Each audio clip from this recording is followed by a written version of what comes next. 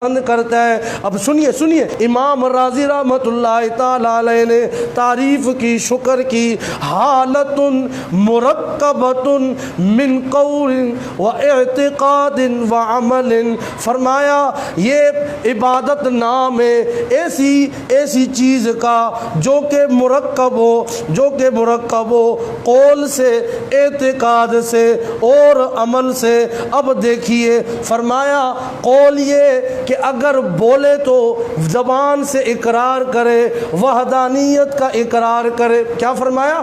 وہ ایسی چیز ہے کہ وہ مرکب ہے، حالت ایسی حالت وہ مرکب ہے، قول، اعتقاد اور اسی طرح عمل سے۔ اب قول کا کیا مطلب ہے؟ فرمایا زبان سے اقرار کرے تو ہر وقت کس کا اقرار کرے؟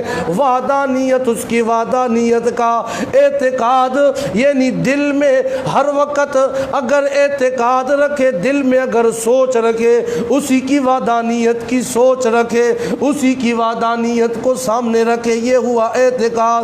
پھر اسی کی وحدانیت کا یقین رکھے، اسی کی توحید کا یقین رکھے، وہی ایک ہے جو مجھے بچا سکتا ہے، وہی ایک ہے جس نے یہ حکم دیا ہے تم اگر اچھے عمل کرو گے تمہیں جنت میں لے جاؤں گا۔ آگے فرمایا تیسرے نمبر پہ یہ جو شکر مرکب ہے عمل سے۔ عمل کا مطلب یہ اپنے اعضاء کے ساتھ، اپنے جسم کے ساتھ، اپنی ہر چیز کے ساتھ ہر قسم کی عبادت بجا لائے تو کس کے لیے بجا لائے؟ اللہ کے لیے بجا لائے۔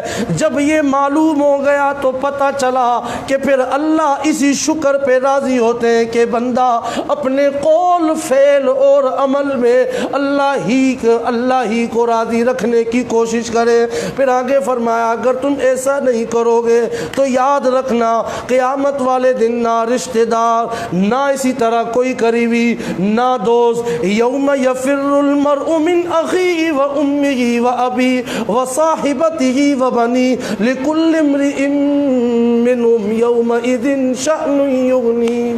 اللہ اکبر۔ وہ تو ایسا دن ہوگا کوئی بھی کام نہیں آئے گا، ہر ایک دوسرے، بھائی سے بھاگے گا، ماں اپنی اولاد سے، والد اپنی اولاد سے، ایک دوسرے سے سب بھاگ رہے ہوں گے، کوئی کام نہیں آئے گا۔ کل نفس تجادل عن نفسها، ہر کوئی اپنے لیے جھگڑ رہا ہوگا، ہر کوئی اپنے لیے جھگڑ رہا ہوگا۔ آگے فرمایا ثم الى ربکم مرجعکم فینبئکم بما کنتم تعملون، پھر تمہیں تمہارے رب کی طرف لوٹنا ہے، وہ تمہیں بتلا دے گا تم کیا عمل کرتے تھے۔ ہاں تم نے اپنے قول سے، اپنے فعل سے، اپنے عمل سے تم نے کیا کیا وہ سب تمہیں بتلا دے گا۔ کیوں؟ اس لیے یہ انہو علیم بذات الصدور، اس لیے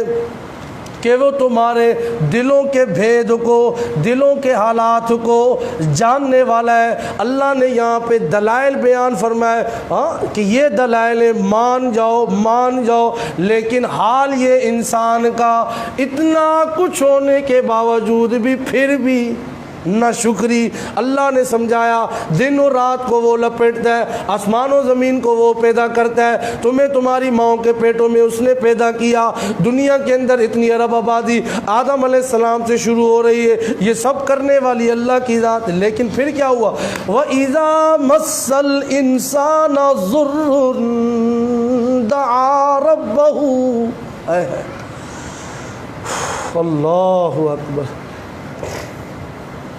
اور جب پہنچتی ہے انسان کو کوئی تکلیف، دعا ربہ منیبا الیہ، وہ اپنے رب کو پکارنا شروع کر دیتا ہے، اسی کی طرف رجوع رکھتے ہوئے۔ ثم اذا خولہ نعمتا منہ، پھر جب کیا ہوا؟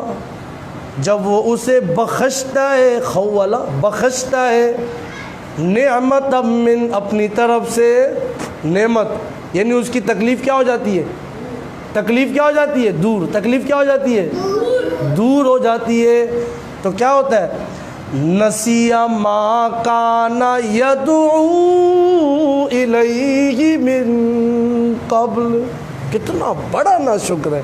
جو ابھی کچھ دیر پہلے میں سمجھا رہا تھا, ہاں فوراً ہم بھول جاتے ہیں موت کو, فوراً ہم بھول جاتے ہیں تکلیفوں کو. ہاں فرمایا وہ بھول جاتا ہے جس کو وہ اس سے پہلے پکار رہا تھا, اس سے پہلے پکار رہا تھا. مصیبت کے وقت, اب سنیے بات, سنیے سمجھنے کی بات کیا ہے. مصیبت کے وقت یہی سمجھتا ہے میں اس وقت جس تکلیف میں ہوں, سمجھنے کی بات ہے, سمجھنے کی, اس کو دنیا میں کوئی بھی نہیں دور کر سکتا سوائے اللہ کے, سوائے اللہ کے. جیسے کہ قرآن میں ایک جگہ آیا فَإِذَا رَكِبُوا فِي الْفُلْكِ دَعَوُا اللَّهَ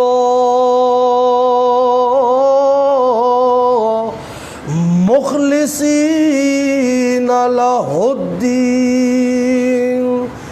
جب وہ کشتی میں سوار ہوتے نا تو پھر وہ پکارنا شروع ہو جاتے اللہ کو. میں بذات خود بھی کشتی میں جب سوار ہوا تو وہاں پہ یہی ہوتا ہے.